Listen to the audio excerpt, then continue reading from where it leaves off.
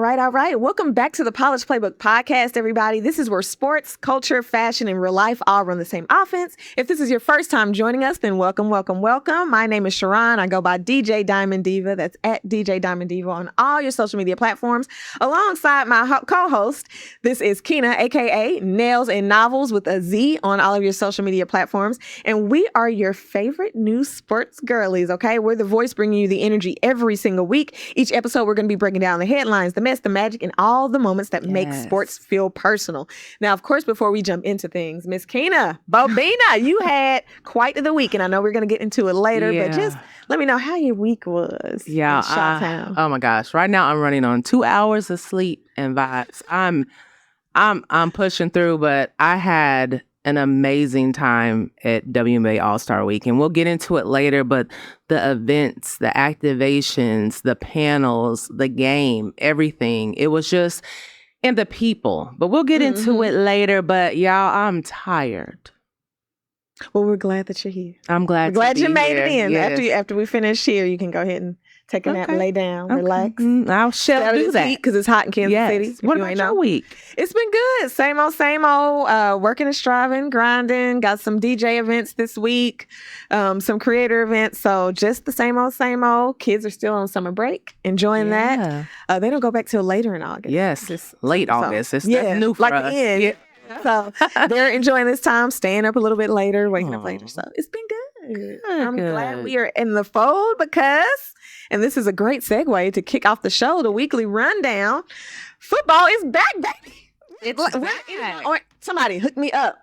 Oh my God. I got the computer here. I'm about to just start pressing it, and then hopefully y'all can hear this. Because we back. I'm just so excited, and there's so much to get into. So without further ado, let's get it. Let's do it. Before I hop into Chiefs Kingdom, I want to give you some news around the league. As we know, training camps have officially started. They are underway in the NFL, and there's already plenty of storylines developing for this season. So let's start off with the Arizona Cardinals. Now, they have rewarded their veteran quarterback, Jacoby Brissett, with a reworked one-year contract worth up to $15.5 million, which is showing confidence in his leadership. You know what I'm saying? Shout out to him.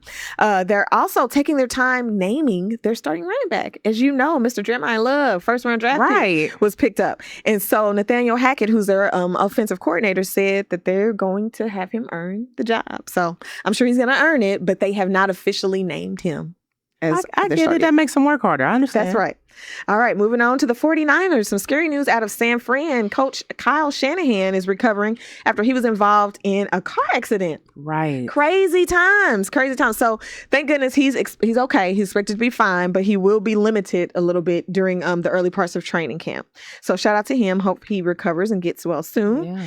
Talking about the Colts, quarterback Daniel Jones says he's fully healthy and he has been cleared for all football activities after recovering from his Achilles injury. So he's looking to compete. Now, you do know they got Anthony Richards down there. Ain't quite panned out to what we thought he was, but he's still on the roster. We're going to see what happens at training camp. So at this point, we would think Daniel Jones is still going to be the starter, but we'll see. Maybe Anthony Richards great last year, so we'll see. Going to show us a little something. We'll see.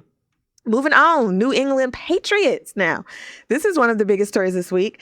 Cornerback Christian Gonzalez. Now, the Patriots owner Robert Kraft has confirmed that the organization is offering him the largest contract ever offered to a defensive player in their franchise history. Ooh. Okay, so and he's a baller. Yeah, I would love for him to come on over to death row, but it's not happening because they're about to lock him up with this contract. Now, he has not signed a contract yet, and part of that is he does share.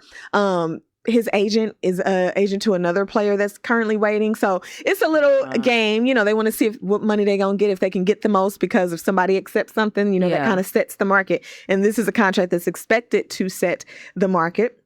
It's anticipated to exceed defensive tackle Milton Williams' 4-year, $104 million extension to become, as I mentioned, the most lucrative contract in New England. So as of this taping, he has not signed yet, but they're anticipating he will. There's no bad blood. He's participating, full participant. It's just a matter of logistics in terms of when he signs and what it's going to be. But they about to lock him up, y'all.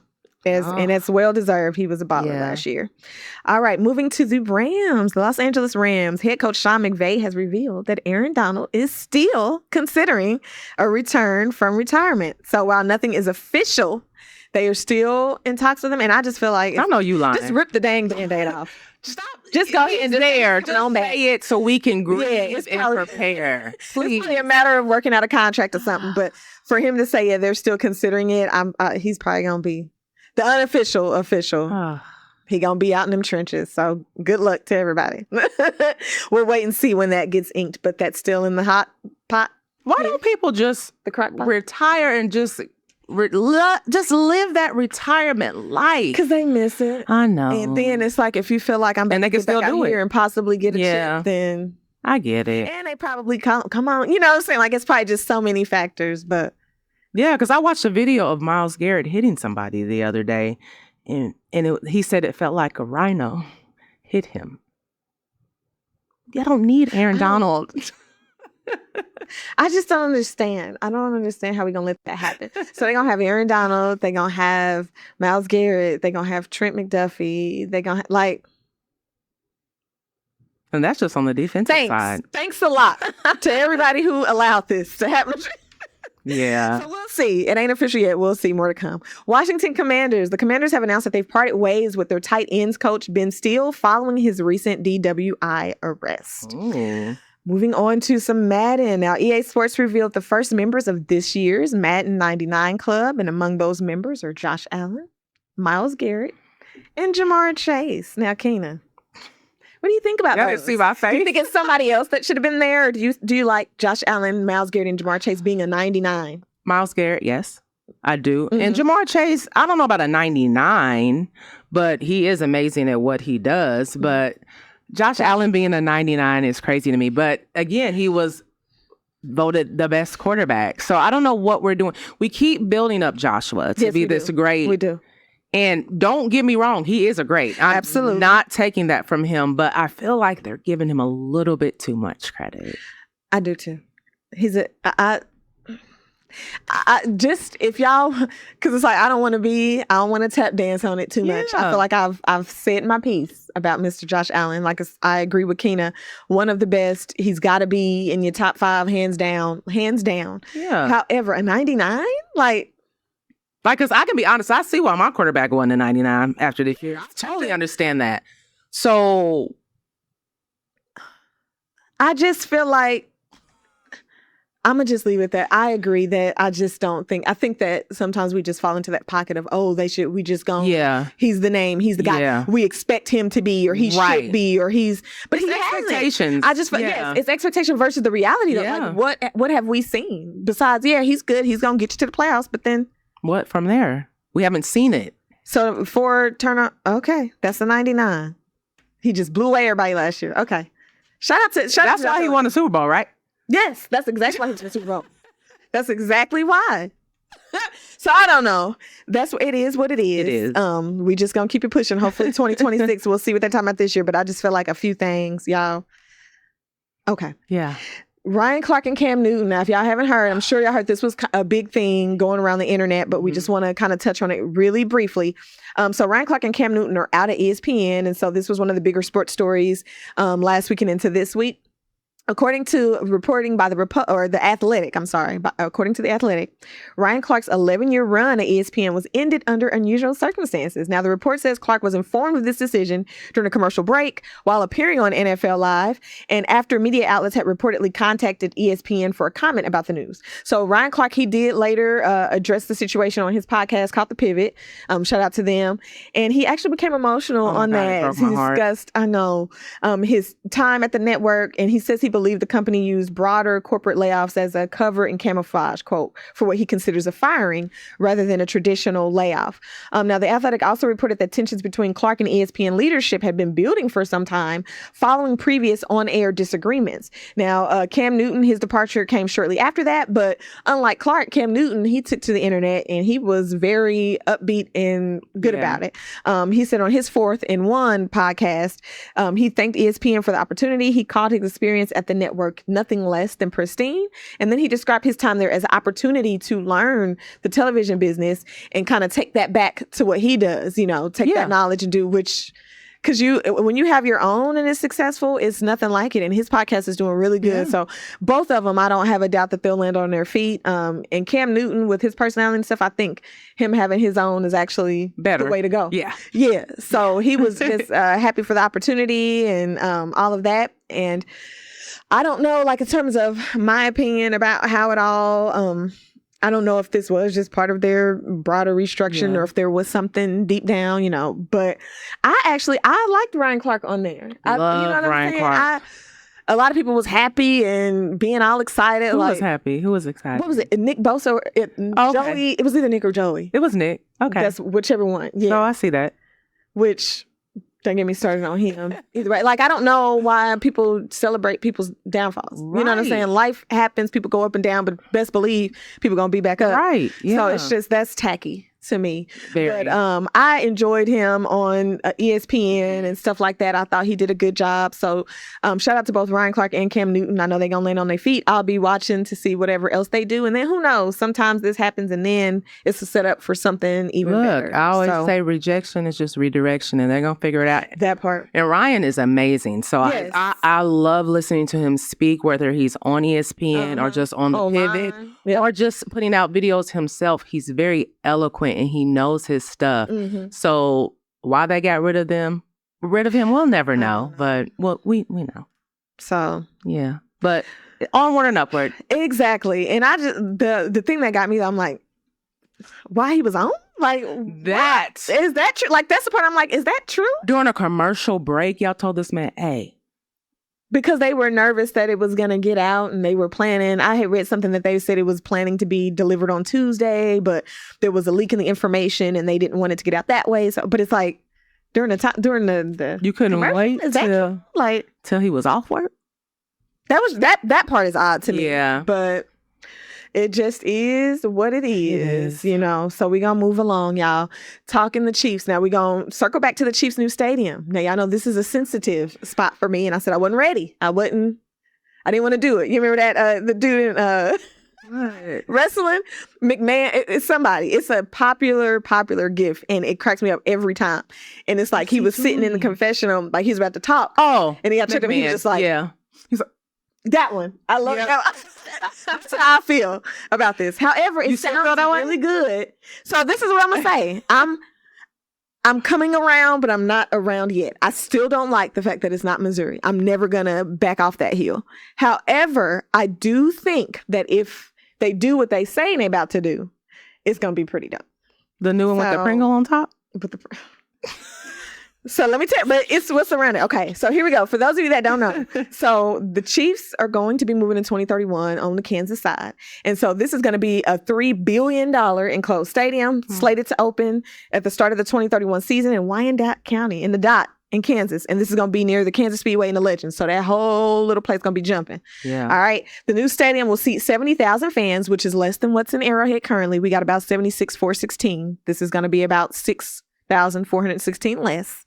And it's designed by a Kansas City-based company called Manica, and with HNTB serving as the architect. Now, they will have, as I mentioned, slightly fewer seats than Arrowhead. However, they said their focus is going to be on a better fan experience with wider seats, more legroom, and modern amenities. So there's their reason for that. Chiefs fans can also breathe a sigh of relief because the team says they're keeping one of the biggest traditions of football alive, which we know is tailgating, baby. Yeah. That's Tailgate City in I was worried about the that. U.S. They plan to include more than 20,000 parking spaces specifically designed to preserve the Chiefs' legendary game day atmosphere. Another standout feature, they're going to have a translucent, it's called an ETFE roof. It's like an ethylene trans, blah, blah, blah, whatever that terminology for. What did you just say? Ethylene trans ETFE, which is going to allow natural sunlight in while protecting fans from the elements and preserving those iconic pregame military flyovers. Because we know I love those. The home of the Chiefs. So they're going to have that. The enclosed design also positions us to potentially host a Super Bowl here, which I thought about that the other day, Kina. You know how we did the World Cup, which we can do it. If we did, 5 games of the World Cup, brought people from all over, multiple times, we can definitely do Definitely Super Bowl do that. weekend. Yeah. The Final Four and college football playoffs. So that's I think if we can do the World Cup, we can do anything, to be Absolutely. honest. So I believe so too. That's going to be great. It's coming. Like, I know we're going to get it. And we also put a bid in for some other stuff, too. I'll talk about that later. Yeah. But so that's amazing. And this is for people like me. This is for me. So it's for fans worried about Arrowhead's legendary noise being the loudest stadium in the world. If you didn't know and hadn't tuned in, Arrowhead is the loudest stadium in the world. Set the Guinness Book of World Records for that. Clock it. It was against the Patriots. I was there at that game. I can attest it was loud than a mug. Loud than a mug. Okay. So we will not have that when we move to the new stadium. That sticks with Arrowhead. However, they say that we're going to be able to gain it back because the stadium's 3-tier bowl is intentionally designed to resemble Arrowhead's iconic shape. And engineers have incorporated specialized roof geometry to trap and amplify crowd noise. So they expect it to be every bit as loud, if not louder, than our current stadium. So anybody that has been to Arrowhead, you know, our field is actually underground. And we're not allowed to build any stadium like that anymore. Arrowhead Stadium is grandfathered in. We're the third oldest stadium outside of Soldier Field, which is number 1, I believe. Lambeau Field, which they're also moving. And it might be Lambeau. I always remember it's 1, 2, 3. Mm-hmm. We're 3. And so, like I said, us being underground, having the seats the way they are in the shape of it is almost like a cheerleader's megaphone. So it allows that sound to vibrate off and amplify.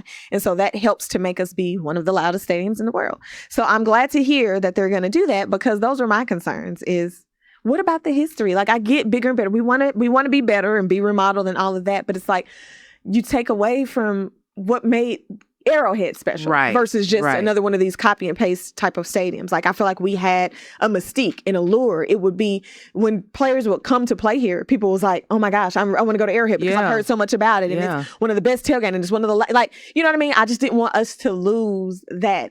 And so it does sound like they're keeping that in the forefront. They're trying to make it a good fan experience. We still get to tailgate. So I can't be mad at these things. Right. And as long as they're keeping these things in mind, I'm going to try to be happy about it. I got 5 more years of Airhead, so come on through. Okay. So, but that's that. I'm getting better, y'all. Okay, I made it through. So more to come. Now, training camp for the Chiefs.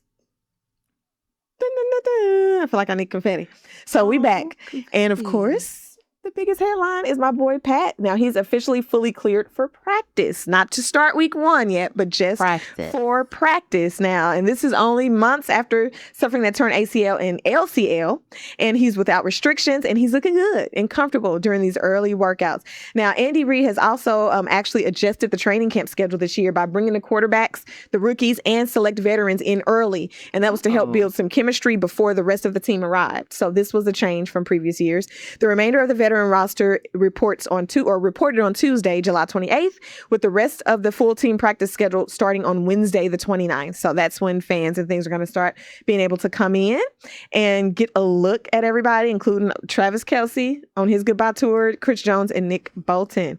Now, Pat Mahomes, let's get back to it because I'm excited about what I'm seeing here. As I mentioned before, the veterans reported, Pat got to work with some of the rookies, and everybody so far is buzzing about Cyrus Allen. So if you don't know who that is, you'll get to know him because unless sometimes people show out and then it's like, what happened to him? Yeah. But I'm hoping he keeps this momentum because they are really excited about this dude.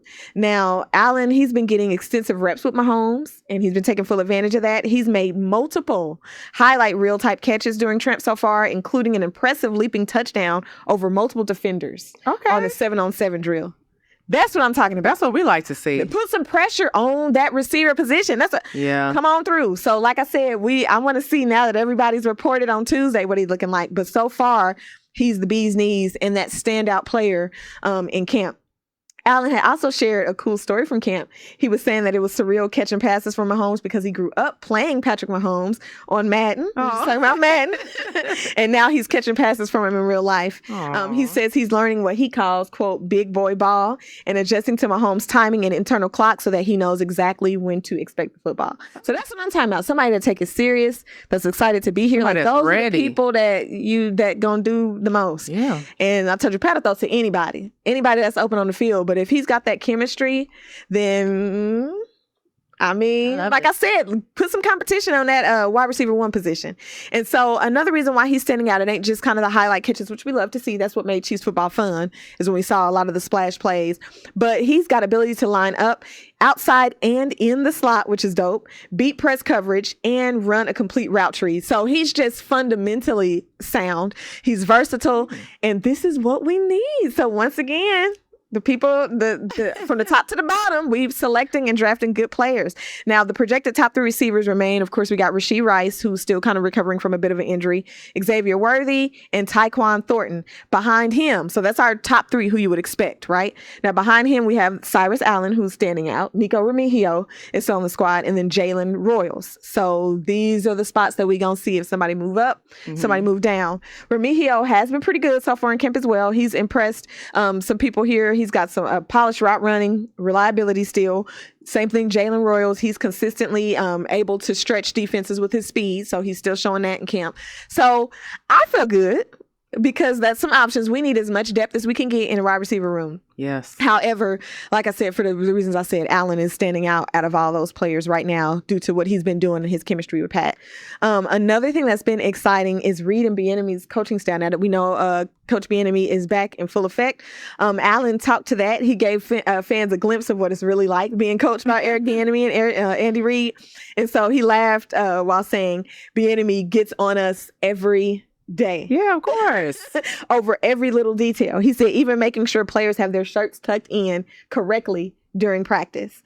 Andy Reid also stressed that highlight plays won't earn a roster spot and that young players need to master their playbook, understand adjustments, and communicate correctly before they'll see significant playing time. So this is what I mean when you talk about building exactly championship caliber. It starts in the beginning. It starts with the fundamentals because it's muscle memory. If you're always doing this from practice to game day, then when we get in those clutch situations, like we talk about how the Chiefs are always able to come back and it's like, man, how did they do that?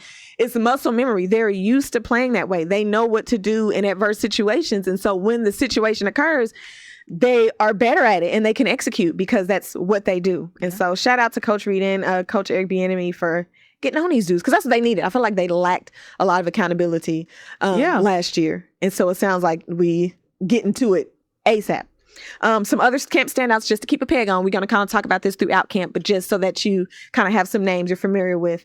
Omari Evans. Now, he's got some speed. He actually beat first-round cornerback Mansour Delane deep for a touchdown from Mahomes. Oh. So that was pretty impressive. Emmett Johnson. He's comfortable catching passes out of the backfield. Trey Watson. He's been getting some extra reps at the tight end position. Kelsey's going to be there now, so we'll see what they do. But I'm proud of these dudes kind of taking advantage of that one-on-one with Mahomes before everybody got there. Defensively, Jaden Kennedy, he's already had a pass breakup and an interception during camp, which is what we want to see, baby. Deshaun Singleton, he's recorded an interception.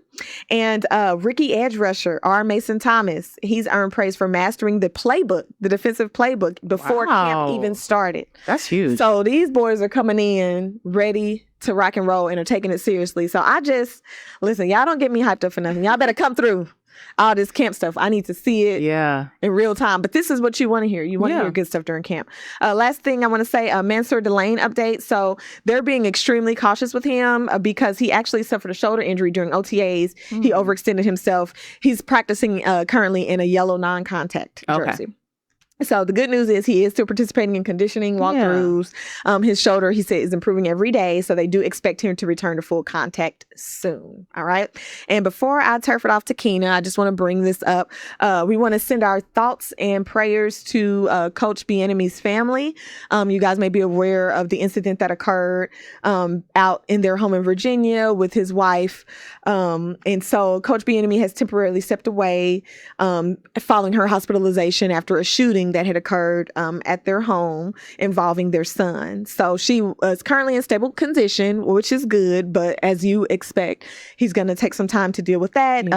Not sure when he'll be back, but thoughts and prayers to Eric Bieniemy and his family as they navigate through a difficult situation.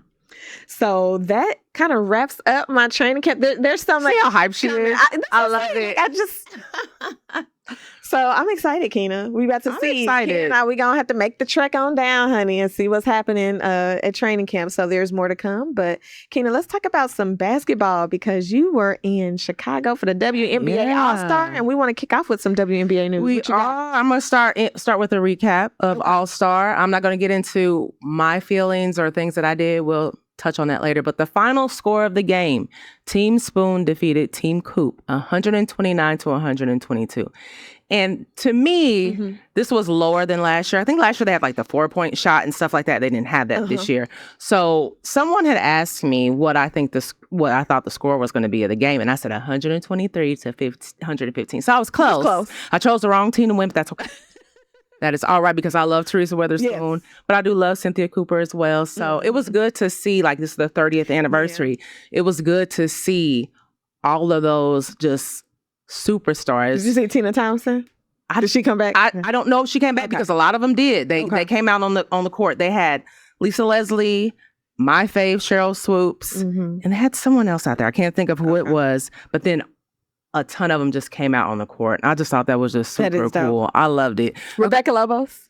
Yes, it was Rebecca Lobo. It was her. Yes, she was the third one on the court. So yeah, it was just cool to see all these women, and they were able to look around and see the house that they built. Because I'll get to something else, but it was beautiful for me. Like, I'm 44, so I've been watching the WNBA since it started. So therefore, I know who those players are, and I remember when it wasn't many fans watching, and to see what I saw Saturday night, crazy. So Miss Jonquel Jones of the New York Liberty was the game MVP, and it was going back and forth on who was going to win it, like at every All-Star game, because you know that they're having fun, they're playing around. Nobody's really serious, and I really don't feel like anybody was really serious. I know some people was like Caitlin Clark was serious at first, but she's just competitive. Let's just leave it at that. She's just competitive. But Jonquel Jones came through with almost a triple-double. She had 22 points, 13 rebounds, and 8 assists. And for Jonquel, she has won the regular season MVP, Finals MVP, Commissioner's Cup MVP, and now All-Star Game MVP. That is insane. She's racking it up. That's an MVP, y'all. Yeah, she's won everything. She's won everything. Caitlin Clark, 17 points, 4 rebounds, 5 assists, and a steal. She did have some turnovers, but hey, a lot of them did because they were just playing around. Olivia Miles, y'all know I love me some Olivia Miles. She almost had a triple-double too, and this is a rookie. She had 11 points. Girl, she's crazy. Tyson and Carter, I think, got to meet her. I didn't get to see her, but I was a little bit jealous. She had 11 points, 12 rebounds, and 8 assists. So what she's doing as a rookie is pretty much insane. She's gonna be a star. She is a star now. She is, and remember she let Holly know that, and Holly tried to play in her face. I saw Holly I should have talked to her. Right, but it's fine. So Marina Mabry had 23 points, 3 rebounds, and 2 assists. She shot 5 from 6 from 3. All of her 23 points came in the first half, though. So she was scoreless in the second half, which really wouldn't matter because they didn't win the game. So she wasn't going to be MVP. Alicia Gray, my girl of the dream, 19 points, 2 rebounds, 2 assists. She came off the bench and shot 5 of 9 from 3. And then Kelsey Mitchell of the Indiana Fever, 28 points, which she had the most points out of everyone. Again, their team lost, so she didn't get to be MVP, but she had 4 rebounds and 2 assists, shot 11 of 19 from the field and 5 of 11 from 3. So the game, I'm not going to say it was competitive. They were having fun. They were just having a good time. Angel played in the first half, did not play in the second half. The reason why she kind of tripped over or stepped on Asia's foot in the first half when they were just playing around. And she was already out before because that ankle tweak, and she did it again. So she didn't play in the second half. But she looked fine. She was jumping up and down, and she's fine. Dominique Malunga got the dunk of the game. I was so happy to see it live because when I went to Unrivaled, I was begging for her to do it, and she didn't dunk in Unrivaled. But I was right behind the basket, got to see it. Oh, it was beautiful. Angel got the assist. It was just, I know everybody's seen it, but, you know, there's only been 7 dunks in the All-Star game. 3 of them were Brittany Griner. So it's Brittany gonna play. Right, I don't say 3 of them were Brittany. And to see Dominique, she's just her sophomore season, to see her do that. And they were trying to do it. They were trying to give her lobs and everything, but she finally got that one and it worked out. So what I was going to mention earlier when I talked about the trailblazers for the WNBA. Those ladies coming out there, they set a new All-Star record of attendance at 19,783. And me and my mom were two of them. So I felt that was great. I had a great time. I'll get into it more a little bit later. But yeah, that was All-Star. I did not go to the 3-point contest, but AZ Fudd did win the 3-point contest. I'm proud of her. She's a rookie. I don't know if a rookie, I don't know the last rookie or has won or if they ever won, but it was just a good game. It was fun. It was laid back. Tyler performed halftime. So it was just a good time. Good time. That's so awesome. So next we're going to get into something I have over here to my right. Let's see it, honey. You know, we call Angel the Barbie. Well, she's dubbed the Bayou Barbie, and it changes wherever she goes. She's a Dream Barbie. She was, Chicago Barbie. Now she actually has a Barbie from Mattel. Yeah. It's cute. It came out. I went to the Barbie Dream House this weekend, too. It was there. Super cute. This doll is very cute. I have 2 of them. Do not play with me. I don't play about Angel. And so she's not selling them unless y'all come in with the dollars. She said, you gotta have several zeros. Several zeros. No giveaways. Ain't no giveaways. Sorry. It officially comes out August 3rd, but it was already out. So it's sold out at Mattel, Amazon, Target, Walmart. So good luck on getting yours. I really do hope that every little girl that wants one. No, all I did, my process was a friend of mine told me she got hers. So I was in Chicago at the time. So I said, I'm not walking over to that Target. So I went online to see if they had any and I ordered it for pickup. Smart. And then it was only a couple left. So I was like, they'll let you know if they have it or not. So my order was ready for pickup and went and picked up my girl. So, but what I'll say, they asked Gabby Williams of the Golden State Valkyries about the Barbie. They showed her the Barbie and she said, I love that Angel got a Barbie without changing who she is. So, Angel is unapologetically herself, just like Asia is. So to see these women get things that, especially girls like us that look like us don't see happen all the time, I think it's very cool. That is dope. Very cool. That's dope. And I was a Barbie girl growing. You said, let me see. Say Angel. That's so cute. It's so cute. So I do hope every little girl that wants one does get one. And they even got, because people that's at home, y'all can't see. And then even if you're watching YouTube, y'all can't see the detail. But she even got the chain, honey. That says Angel, the white and pink shoes. She got her pink basketball. So it's a super cute doll. And she has her pink fingernails that are long, okay? We do not play. But I don't think she'd be playing in nails that long. Long on the Barbie. She'd be playing in nails that long. But those are cute. Super Speaking cute. of nails, okay, I'll talk about that later. So next, Caitlin is on the cover of NBA 2K. Okay. How exciting. She will appear on the NBA 2K27 cover alongside Mr. Victor Wembanyama and a legend, Derrick Rose. Because, they have the different editions. So they have the WNBA edition, NBA, and then one of us called Legends edition or whatever it is. But that one costs the most. I'm just telling you that because I have boys and I know that it costs. But, Asia and Angel have both graced the cover. So they're picking the right people for the cover. So good luck to her. I mean, not good luck. Congratulations to her. They even brought it up at the game. Holly brought her up and talked about it for a little bit. So I thought that was cool.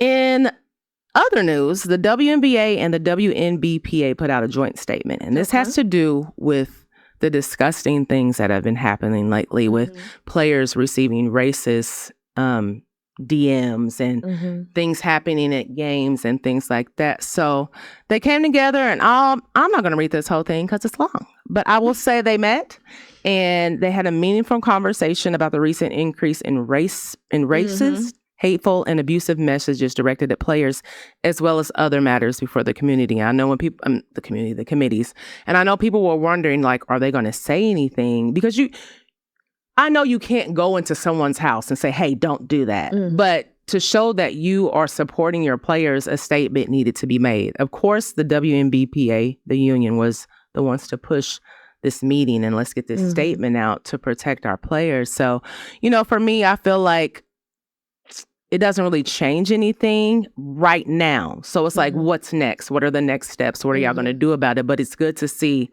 that the statement was made. So, and I know y'all have seen it. Y'all saw when Chelsea Gray got that message. And it's unnecessary. We see it online all the time of them talking about these women. And it's unfair, it's gross, and it's the world we live in right now. And it's really sad that this is 2026 and this is what we're dealing with. But flows from the top down. Yeah, people it sure feel does. more emboldened and confident to be more outspoken about hateful things because they can get away with it. You see your leaders do it, so so why can't I do it? Let me join in. So it's gross, but this is just the beginning of an ongoing dialogue. So hopefully some things come and change. Yeah. I know you'll probably talk about it later, so I ain't gonna get into that. So let's move on to the NBA real quick. What we got? Oh, take a sip of water. So go on, take a sip of water. Let me take a sip of this. Because when I was in Chicago, I got word where LeBron was going. And LeBron is going to Philly.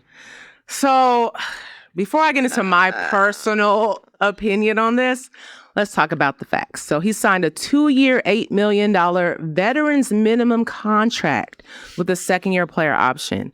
He made more his rookie year than he will make there.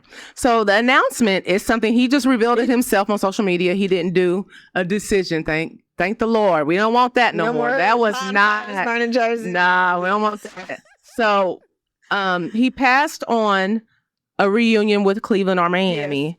But the mix of youth and experience on Philly's roster is what Rich Paul says won him over. Okay. There were also whispers, and I talked about it. My dad talked about it. I thought it was going to happen, of him going to the Warriors with Steph, but that never materialized, so just didn't work I thought out. It was a chance that he might go to Miami, because didn't they say something had leaked from Miami? Yes. Like they had posted an announcement thing, and it was like... Yes. And all they said now that it was just a social media person getting it prepared if it were to happen.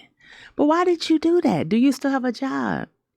Because Miami was ready. Yeah. And I would have been okay with Miami. That's what made me think it was going to happen. I was like, oh, he probably is going to Miami. Fooled us, didn't they? Yeah. Fooled us. I didn't see. Fooled us. 76ers. So let's take a look at his new teammates. He joins Joel Embiid, Tyrese Maxey, BJ Edgecombe, and the newest addition, Jaylen Brown.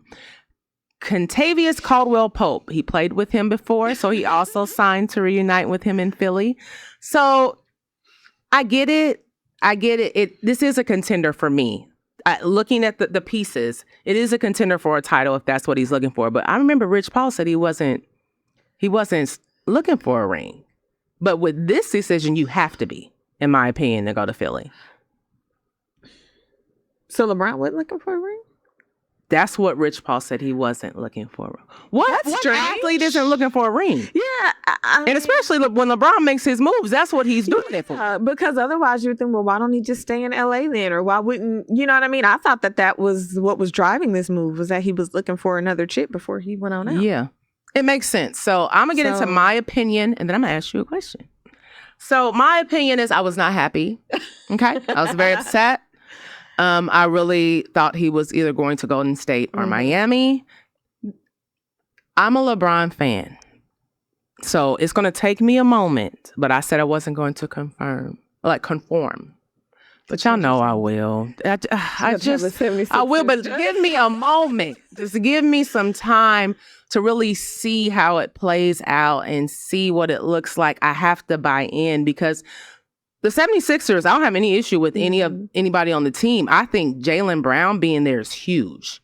I think they did him so wrong in Boston that I hope he's happier in Philly and can be himself and play his game. But until I see something, I'm not 100% excited about it. And do we think this is it? So what was his deal? It was only, what does he do? It's 1 year. It's second. He's got a second year option. It has an option. So okay. Yeah. So my question for you, and I will answer it as well, and we've talked about this before. How does this latest decision affect his legacy? Or was it already tarnished? So I think no matter what, you have to give LeBron his flowers. He has been, tremendous for the game. Just fun to watch the stuff he can do. No doubt he's one of the greatest, and anybody that says otherwise is just a hater. Definitely. However, I do think that it's just really the court of public opinion, right? Right. Like what you rank as being most important in a person that you think is a franchise leader. And when you look back at a lot of the greats for a lot of teams across multiple sports, whether it be football or whatever, a lot of the greats, they'll stay with one team, maybe two. They might go somewhere at the end, but they don't do a whole bunch of hopping around. They're usually with the franchise. They built that franchise up, and that's where they are. Yeah. You know, and I can name the names. We want to talk about Michael Jordan. We want to talk about Magic Johnson. We want to talk about Kobe Bryant, the late great Kobe. We want to talk about Tom Brady. You know what I'm saying? Like those people, they get somewhere and stay. Now, Tom did go to Tampa, but like I said, usually that's maybe at the end. LeBron has been all over the world. Been around the world and and that's cool. Like if that's what he wanted to do, and he's been successful. Yeah. He's won multiple championships and things. He's putting up numbers because he's also been one of the longest tenured players in the NBA. Yeah. So I don't necessarily think, well, you can't say he's not a great because he played with different teams. Right. However, I think that it is something to be said about that. It is easy to just go to the winners. You know what I'm saying? Like, or to where you think you have a better chance to succeed. I mean, when he went to Miami, that was a super team at the time. He went with D Wade, Chris Bosh. You know what I'm saying? So it's like, he didn't ever stay in a place for long. Like when you go through the down years and the rebuilding, like he never did that and built it up. He's always kind of been with people. And so I think that that's just one of the critiques you could say, you know, he never, and maybe you don't have to be loyal to a team. Maybe, like I said, this is all just depending on where you put it on the scale. But as for me personally, as a fan, if you know me, you know Kobe's the man for me. And he stayed with the Lakers the whole time through the good and bad. He won chips and all of that. He wasn't going to just to win. And I think that's how sometimes LeBron is. He's so great, but at the same time, he wants to be great, right? So he's going to do whatever he needs to do, whether that's, I'm going to go here, I'm leaving here. Like, I'm going to do what I got to do for me. Versus I feel compelled to stay here to raise up the next generation, to bring people on, to teach people here. Nah, I'm going to go where I want to go and get this, whether it be coin, whether it get championship, whether it be whatever. And I think that is a delineation to be made on top of, like, so when we talk about legacy, just certain things that he's done. And I'm not going to talk long about this because Kina and I have talked offline about this. But just certain things, I think as a player, you know, when you talk about legacy, we didn't get to see you do some of the stuff. LeBron, like the dunk contest stuff. You over here doing this, but like give us the things that we remember that make people great. I know it's scary to compete and stuff, but I just feel like that's part of it. Like you were one of the best. Everybody was excited. Like I would have loved to see LeBron do some of the things that he was like, well, I ain't gonna do for whatever reason. Where, you know, for good, bad, or indifferent. Everybody can make their own decisions and the league allows you to. That's another conversation. I think that if you at the top, unless you injured, you gotta go to the game. You gotta play the game and you gotta do the activities. But no, LeBron is always gonna be a great, no matter how I feel about the whole Kobe thing, how they tried to pit him against, you know, who's better. Kobe's the best. When they do that. But I like LeBron, and I think he's a tremendous player. Has changed the game, and no matter where he go, you can't take away from what he's done. So in my opinion, that doesn't tarnish anything for him. It just brings up a discussion on who you think is your all-time favorite. I think it plays into that conversation, but it doesn't play into him being one of the GOATs. For me. Now, it doesn't play into my all-time favorite because LeBron is my all-time favorite. That's your one, But with that being said, that, you know, it bothers me a little bit that he's done this so many times. Like, you are too good of a player for, like, 4 different teams. Okay.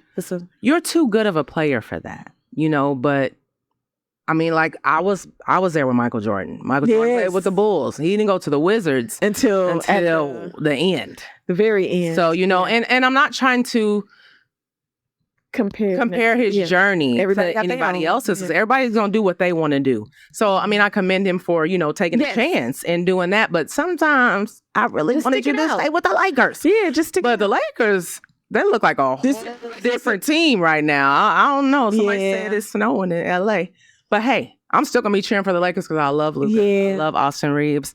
But there was probably some back-end stuff that was going on with Pelinka and LeBron or whoever else. And I thought he liked L.A. in general, to stay. So like living and everything. Yeah, I'm sure. But it, like I said, it doesn't change a lot for me. It's just, to be honest, annoying. That's what it is to me. I got to put another jerseys all the time. Like, LeBron, send me a jersey, please, from Philly. I got all these other jerseys. I need a LeBron Philly jersey. Too. Yes, if my WNBA jersey. I can see that Player Society. Cute. So cute. It's like a hockey jersey. Yes. And on the back it says the WNBA is important. And it is. That's right. So, okay, let's stop talking about Bron. Let's So move on. Y'all Yeah, let let us us know in the what comments. y'all think, if that affects his legacy at all. Yeah. Like I said, I think it is a little kind of like, Yeah. somewhat disappointing that he Yeah. hops around so much, but Yeah. Tell us his how right you to feel. live. We just did, so. right. All right, we gonna move on then, right? Replay and receipts. Replay We and gonna stay with receipts. basketball. Kina, let us see. We gonna get to a little bit more of the personal side of Kina's WNBA experience in Chicago. Yeah. So, guys, I'm gonna be real honest with you. Like I told y'all earlier, I was gonna have a whole video for you guys of my experience, but I had some flight delays and cancellations. So, And then check her out online. That's what I was gonna say. Get it up. Follow at NailzandNovelz, and you'll be able to see you'll it see on that I have a Instagram. lot of content to put out this week. So, you guys that are watching, you get one photo, and it's me at the game, which was the end of my experience. That was the last thing that happened. So, y'all, let's just start from the beginning. Y'all see the photo and taking it off so y'all can see us now. I got there Tuesday. Then Wednesday started things for me. I had a private dinner I was invited to, and it was just like 12 women, and we were there just to pour into one another, talk about what we do in the sports world, and it was just so inspiring. I really had a great time. I got free stuff from the Lip Bar. Yeah. I was able to make my own perfume. I love the my food perfume. was bomb, and it was just a good experience. I went, where did I go before that? If y'all know who Sydney Michelle is, she used to work for Unrivaled, and now she's doing her own thing where she has like 15 or 20 athlete clients that she helps build their brands. So I went to her event and I got to hear Lisa Leslie speak. Oh, I love this. I got to hear my girl Aaliyah speak. Aaliyah is a sports content creator and she's from here. Okay. And she was my mentee at one of, I don't remember the place that did it. They don't have it here anymore. I can't remember the name, but I remember sitting there talking to her, and she graduated from KU. At that time, she was still there, but she was talking about how, I really want to work in women's basketball, but I don't know if I can. Girl, please. That girl is invited to everything. Nice. She's doing media for everything. She currently works with Off Ball right now. Okay. She is one of the coach girls. Like, coach invites her to things basketball related. I'm going to shout her out because y'all need to follow Aaliyah K Talks. She is on Instagram, on TikTok. She's a young woman that is giving you all the tea when it comes to sports. So it's like what we do, but she's doing it at a youngin' level because, sometimes we old and we don't know all the lingo and everything going on, but she does. So I got to hear her speak. Golden, who is a, I guess you would call her celebrity stylist. She works with athletes though. So it was cool to hear her speak.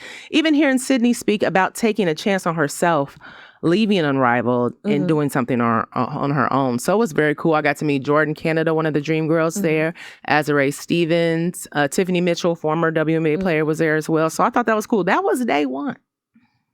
Day two. What did I do day two? What was day two? Thursday? I don't even remember what I did. So I'm just going to talk about everything I did. I don't even know what day it was. I went to the Together House, which it had so many. That's where the Barbie Dream House was. They had so many different things. I know, it was so cute. They had, Dick's had like a little shopping area. They were making airbrush shirts. Xfinity had something going on.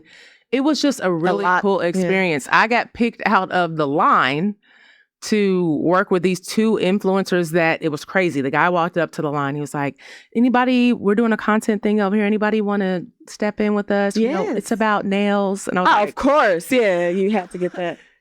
I said, well, I said, I probably can. He said, oh, yeah, you definitely can. So we did that. While we're talking about nails, let's just get into it. I got to meet Angel Wilson this weekend, y'all. Shout out to Tyson. My son stood in line for me to get her autograph. We couldn't take any photos. Okay. So we got autographs and whatever else. So, but then not shout out to Tyson because Tyson was supposed to record my interaction and he only got Asia's hands and me in it. Oh. But you could hear her. And then he took his own video of himself because he was right next after me. So you could still see her, whatever. There was a girl standing behind her. I don't know if it's her, somebody that works for her or not. She said, I love your shirt. So Asia looked up. She said, oh, that is cute. She said, I love your nails. Girl, I about passed out. Asia Wilson loves my nails, y'all. So I was on a high the rest of the day. I thought that was very cool. It was beautiful. Just she is gorgeous in person. Number one, I know her man was around there. Bam was around there too. Her parents were there. That was at the WNBA Live Experience. They had so many things going on. That's where the boys had met. They met Paige Beckers. They met Olivia Miles. They met Flau'jae Johnson. Okay. So it was just so fun. Then I had to speak on a panel. It's only my second panel ever speaking on. We spoke on one together. That was my first one. They asked me, like, they invited me to speak on this panel. I'm like, I don't know what I'm going to say. I don't know what I'm talking about. Get up there. And I talked about the girl, Sydney Michelle, first. She was in it. Macy, she does sports as well. And Lexi, she's huge in sports. So it's 4 of us women just talking about being a creator in sports. And it was just so cool. I felt like I was able to talk about me as an authentic creator. Because like I said, a lot of times people be putting on the show. Yeah. And sometimes it's just super performative to where it doesn't come through as like, I don't want to buy that. I want to do that. I'm like, you doing too much. Yeah. So I was able to speak on, my experience as a creator, and I just really enjoyed it. More panels in my future. I had a great time. That's great. And then, of course, I went to the game, and the game was just so much fun. It was, what I loved is just looking around at the crowd and seeing the types of people in the crowd, from little boys and girls to grown men and women in WNBA gear. And it was just, I loved it. I cannot wait to go back next year. You gonna go with me next year. Yeah, I definitely. So you gonna go. Yeah. And we gonna go as... Where's it at? We don't know yet. Okay. As soon as we know, we gonna be there. Go. That sounds like a lot of fun. What else? There's one thing I'm missing. Anybody that you met? Anything else? No, there's an event that I'm missing, and I can't... Oh! Crazy. So Round 21 is a company. Okay. That shirt that I had on at the game. That picture?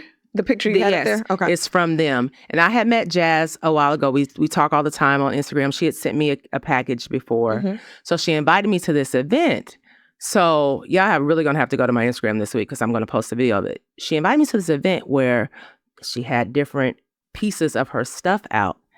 And it was called Not For Sale because nothing was for sale in there. And we all got to pick out one thing and take with us. So I thought that was so cool. Yes, I picked the jersey. My mom was with me. So she picked the jacket that I had on in one of my videos. Mom, I'm still going to steal that. I was like, Mama keeping the jacket? Yeah, I had it on today. So, it was just a cool experience. These people that work in sports, specifically the W, like every creator I met, every athlete I met, every supportive media person. Oh my God, the community was everything. So I left. I see that. Yeah. I would say when I left Chicago, like when I went to the airport, I was feeling so motivated. Now I had some things happen, the delays and the cancellations, to reason why I'm just now getting home this morning. But I still had a great time. That's so good. Oh my God. Yeah. It was great. It was fun. That's awesome. Well, shout out to Kina for doing that. And yes, WNBA All-Star 2027. We're going to be up. We're going to be there in the building. So that's amazing. Make sure, like we said, follow at NailzandNovelz on Instagram because you're going to get to see all of what's going on behind the scenes, all of that. So make sure that you subscribe to Kina's page. Yeah, give me some time too. I'm tired, y'all. Give it a couple days, please. But keep checking. It's gonna be there. It's gonna be there. Okay. Now we're gonna move along to the 30-second timeout segment, and this time I get to ask Kina some questions. She always does. I don't know why I get nervous. She always does me right. I don't know why I get nervous. Sometimes I'm like, okay, well, let's make them a little bit fun. There's no wrong answers here. That's right. We're gonna spice it up. Okay. And it ain't too bad. These ain't too bad. But I got some basketball ones for you. Okay. You ready? I'm ready. All right, go. All right, go. Would you rather have the NFL's number 1 offense or the NFL's number 1 defense? Defense. Okay. Would you rather win 1 Super Bowl and miss the playoffs for the next 5 years or make the playoffs every year for a decade without winning it all? So would you rather be... I'd rather win the big... I'd rather win. Right. Would you rather attend the Super Bowl or sit courtside at Game 7 of the NBA Finals? Courtside, Game 7. Would you rather your favorite team be featured on Hard Knocks or keep everything behind closed doors? Hard Knocks. Okay, you're down to 5. Okay, I gotta ask this one. You're down 2 with 5 seconds left. Who's taking the final shot? Steph Curry or Angel Wilson? Angel Wilson's definitely taking that shot. She ain't shying away from it. Okay, and then you got one more. This one, okay, because it's the basketball.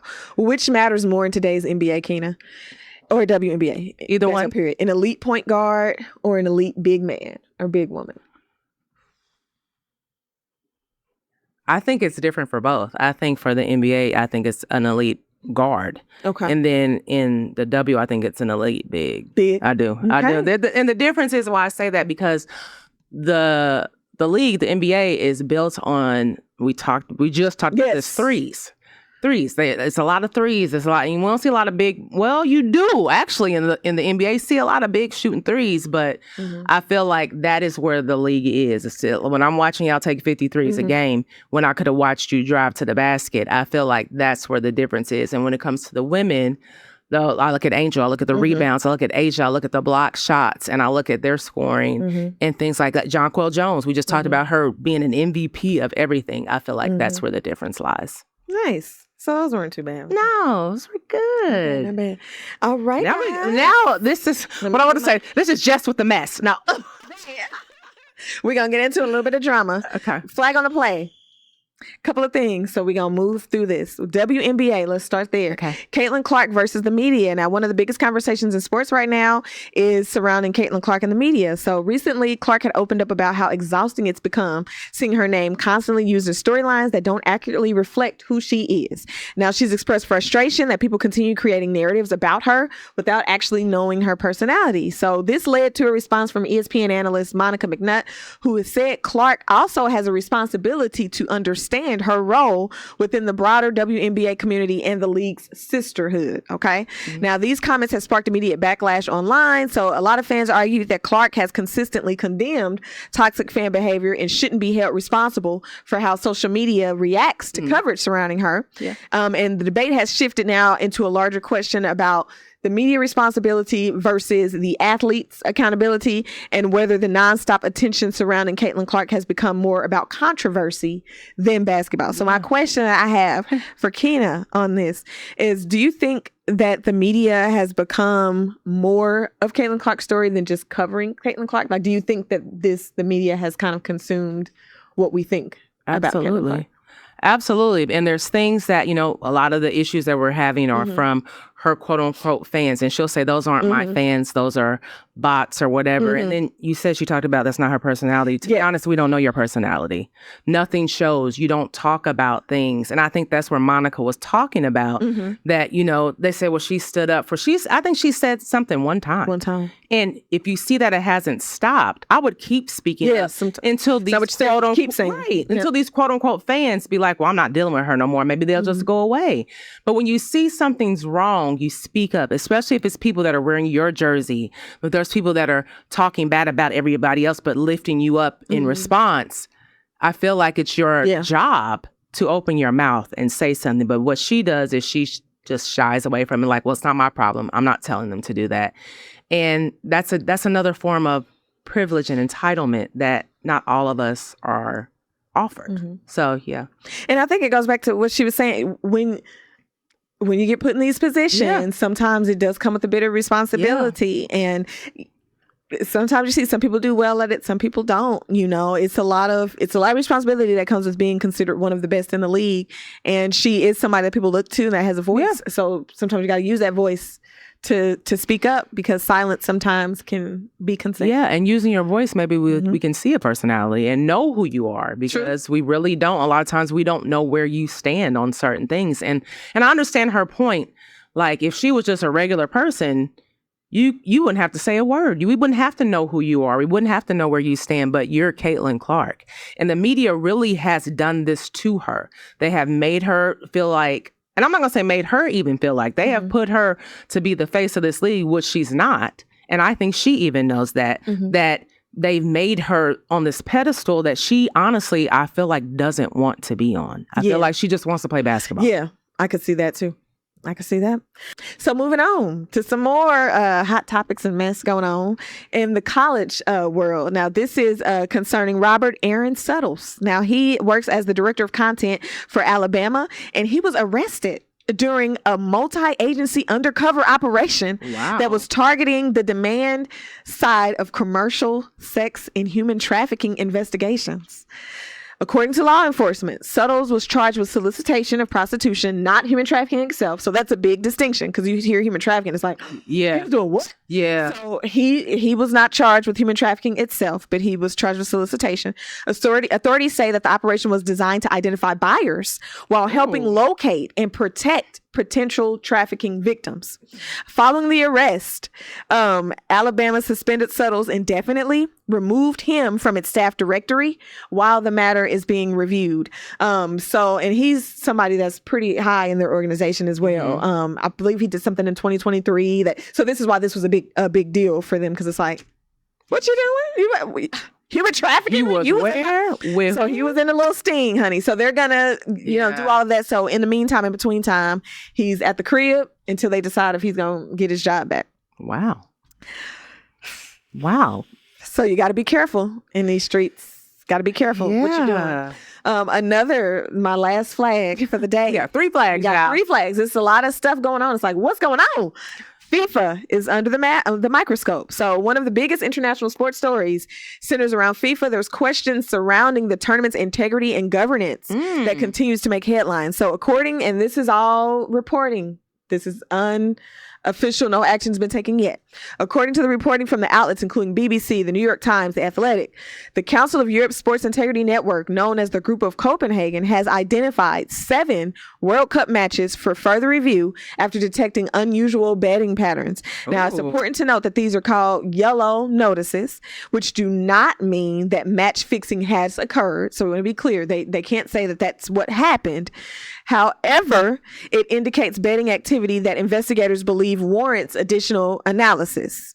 So it's not proof yet, but they want to look more into it. Now, at the same time, though, FIFA has maintained that its own integrity task force has found no evidence of suspicion betting activity or match manipulation during the tournament.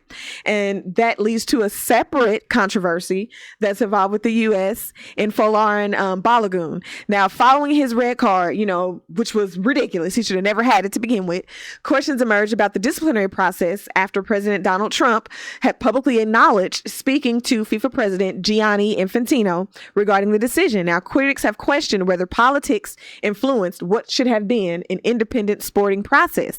Now, Infantino has denied any improper influence. He said that FIFA's disciplinary committee acted independently, so nothing there. However, it's now expanded beyond soccer. According to multiple reports, members of the U.S. House Judiciary Committee have requested that Infantino provide information related to communications surrounding that decision to overturn the red card and other tournament matters, even adding more attention to the situation.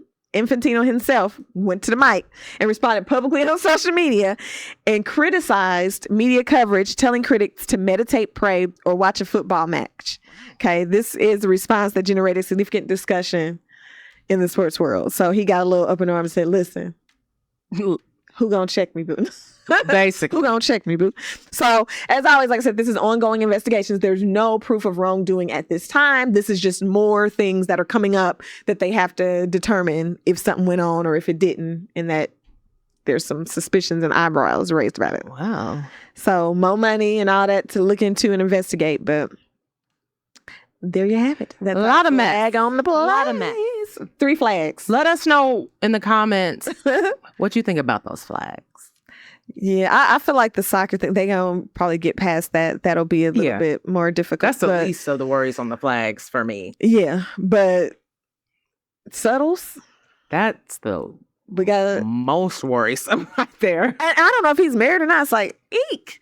Because, in some states, like Vegas, prostitution is legal and stuff like that. But it's like, if you was married, that's going to be a bigger thing. It's going to be like, what? You was at the sting. Like, you was giving up my money. Child. So I said, we're going to move along. Yes. Fits, baby. Now, this is going to be a WNBA All-Star edition. Kina, who do we have on the lineup today? And I'm sorry, but I picked my 3 favorite players in the league because I thought, to me, I loved every single one of these. But we'll start off with Angel, since it was Barbie weekend. Mm-hmm. She went with an all pink, including the wig, honey. Yeah, and it was laid, okay? It was laid. So Sharon always does a better job of explaining the outfits to people that can't see them. So tell the people what she got on. So she's got on just all pink. As Kina mentioned, she has her pink wig. It's like blonde and pink in an updo. It's like a shorter dress, but then she's got it's not a jacket per se, but it's almost like a jacket just with no sleeves. It hangs down and it's got the fur at the bottom. Almost like a overcoat or robe type thing. And then the pink stiletto heels. And pink coach. So everything's pink. Yeah, partner. Coach. She is. Okay. Yeah. So yeah, I think it's cute. Yep, I think it's really cute. Came glammed up as she should. Like I said, I would wear pink as well. It's Barbie. Yeah. Like who gets to say I have a Barbie? I don't. So it's like, go on, girl. Look like one. She looked good. Like everything she been working at, everything. She looks so cute. Oh, is that a 2-piece or is that a dress? I thought it was a 2-piece. I mean, a dress, but it looks like it's it might be a 2-piece because of the fur. Yeah, along it comes off. Yeah, okay. Yeah, so super cute. I loved it. She has a new Coach 30 ball charm, the basketball charm. Are you gonna get one? Do you already have one? $95. Oh. I want one. But if I would have went to, that's the one place I didn't make it to the Coach pop-up because that's another thing about All-Star Weekend. There is so many things going on. You can't make it. And I'm 44 and I'm tired. So there's no way that I was making it to everything, but I really wanted to go to that one. And that's another thing about Chicago. Everything was spread out. So it was difficult really to get around. So I hope the next year, wherever they had it, they have it consolidated. Yeah, it was like really you could just kind of walk around and all the different stuff. It was hard to get around, but yeah, love the outfit, of course. Now let's move on to Miss Paige Beckers. Yep, and she's got on pretty much like some tan slacks, some white kicks, the sleeveless. Almost, it looks like as if you were wearing a suit, but deconstructed. Yeah. So like the dress shirt has no sleeves, but she has her tie on, and then the shades. That's a Louis tie too. That's a Louis Vuitton tie. Is it? Okay. Mm-hmm. But yeah, so to me, it looks fine. You know what I'm saying? Like in terms of me personally. Well, you ain't gonna wear that. But I'm not gonna wear that either. Right, that's what I'm saying. Yeah. Personal stuff. But in terms of what she's put together, I think it looks fine. Yeah, that is completely her style. And she pulled it off because that is completely a Paige. She likes to say that I think somebody gave her the name Auntie. Like it's an uncle auntie. So she said that's how she dresses. Her stylist, I can't remember her name, but I love her. So she's been getting her together. I love it. I was gonna say, I think it's cool having like the dressy shirt, the button-up shirt with the no sleeves. Like that's just a cool little. B. Hampton is her stylist. Yeah, love it. And the then last one, the GOAT. I like that one. This was my favorite. Yeah, I was Asia came through with. I'll let you say it's like a bodice underneath, like it's like the bustier or like not necessarily a bodysuit, but you know like how gymnasts or something have that one piece or whatever. But then she's got the sheer lace with like a little sparkly. Yeah. Is that a dress or just the pant? Is it pant? It's a dress. Okay, it's cute. But it's just sheer. So like after the bottom part is covered up, like, you know, your private and your booty's covered up. Then like the legs are sheer and it's super cute. And then she has the gloves, the sheer gloves. The glasses are cute. It's like a sleeve, like a bustier top almost. So no sleeves. I love, this is my favorite one. This is the winner of the week. Yeah. There are no losers in this one. So I think everybody. Asia is the winner this week. And remember, Asia likes my nails. Okay. That's the one I'd wear. Asia's the winner.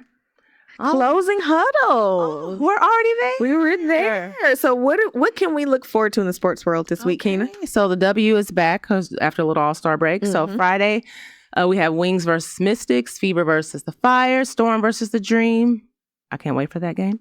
And then Saturday, we have the Aces versus the Sky, Liberty versus Mercury. And Sunday, we have 4 games, Sparks versus Fire, Liberty versus Mercury, Sun versus Wings, and Tempo versus Valkyries. In the MLB world, our Royals head to Colorado.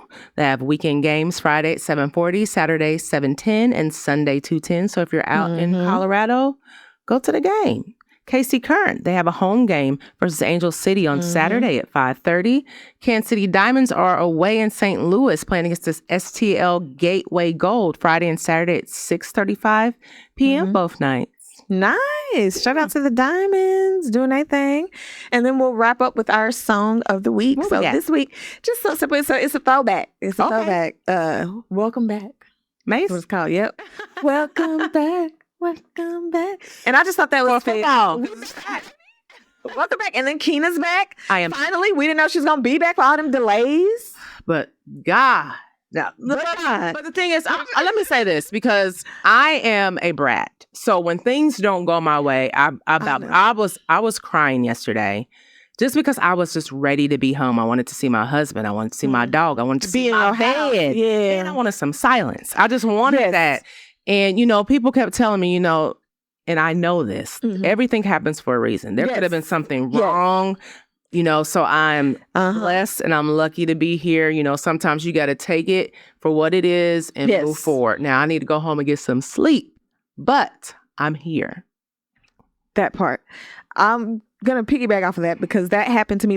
It almost happened where I didn't get to come back that night, but I had a super dumb in the morning flight coming out of Jersey, and it was like at 4 or 5 in the morning. One of them you got to be at the airport at like 4 in the morning. And I was supposed to be back in Kansas City because the Chiefs had a night game that night. I didn't make it back in time because my flight got delayed. So I was in Chicago actually from because my name was Chicago. I was in Chicago for like maybe 8-9 hours.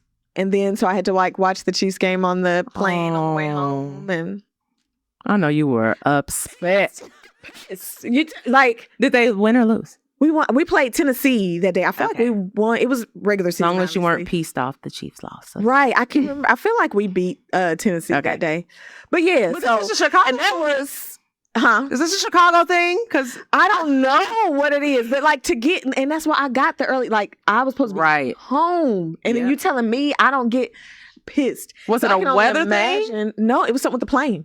So it was with the plane. Yeah, something. And so she was saying, well, we, if you have to stay, we'll cover hotel. It's like, but I want to go. Yeah, you just want to go. And then it happened. We was able to get, and so I was like, well, praise the Most High. But to your point, like I said, you just never know. Sometimes those delays are in your benefit. Right, because you could have got on that plane and something could have been wrong. Exactly. Yeah. So it just is what it is. But we're glad you're back and you had an awesome experience. I did. So more to come. So on that note, you guys, that concludes this episode of the Polished Playbook. As always, make sure that you like, comment, and subscribe. We are on all platforms where you stream your podcast. So Apple, Spotify, iHeart, all of the things. And then on top of that, make sure that you follow our Instagram page at the Polished Playbook Pod. Also on YouTube at the Polished Playbook. So make sure you tap in with us. Let us know what you're liking, what you're loving. We would love to hear from you and interact. And of course, until next time, follow us. Let's go Chiefs.